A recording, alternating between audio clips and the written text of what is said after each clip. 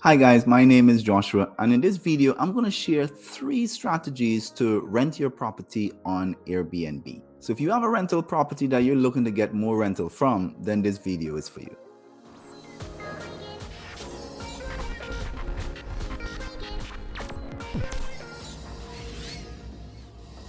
So you have your rental property, you're already in setup, you've probably listed it on Airbnb and you're wondering what next. So here are 3 things that really work for me and I think you want to focus on. Number 1, get professional photography.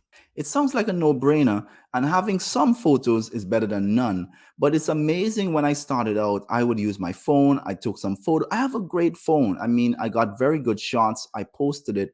And I would get guests come to the property and said, wow, the photos just didn't do your place justice.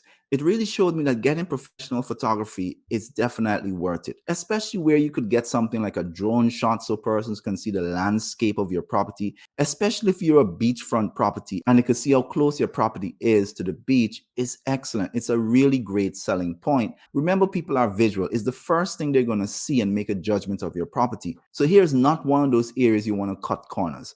Get a professional photographer, get them to come in. They would understand what's the best lighting to use, what's the best angle to use to really take advantage of your decor. And as well as they would make suggestions for things that you probably should do in regards to how your amenities are displayed that could really make that photography tell the full story.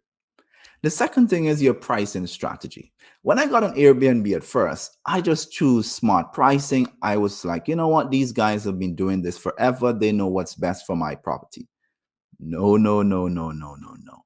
Airbnb just used the lowest prices compared to those that were booked. And some people were just trying to get their place booked. They didn't really consider what's the value of their property.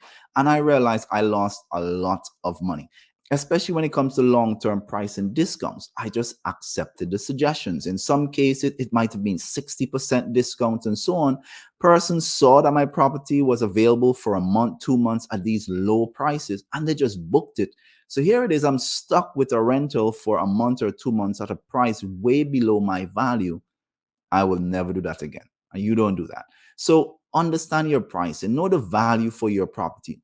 Compare it to others in your area so that you could understand, okay, even if you're going to do a special, you should try it for a short period of time so you could understand what can you really get for your property. And you really want to stop thinking about the price first and think about the experience. The third strategy is list your property on other platforms. That might mean other OTAs like Booking.com, TripAdvisor, Expedia. However, my best suggestion here is to ensure you list it on your own website. The cost of creating your own booking website has come down tremendously, and it's not as difficult as it used to be. I've actually created several videos on how to create your own booking website, and I will link them in the description. The benefit of this is that you own this platform. You can ensure you get the customer's email address, you can follow up with them, offer them special. Some people, if it's the first time they're coming to your property, they may want to rely on the security of an OTA like Airbnb for their protection.